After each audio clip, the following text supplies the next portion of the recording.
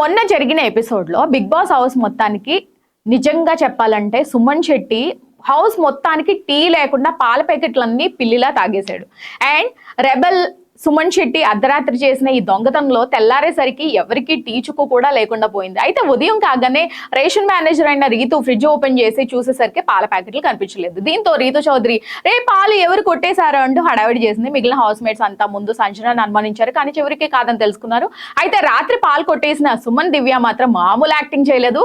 ఆయనేమో అసలు కమల్ హాసన్, ఈమెమో శృతి హాసన్ మామూలు యాక్టింగ్ చేయలేదు.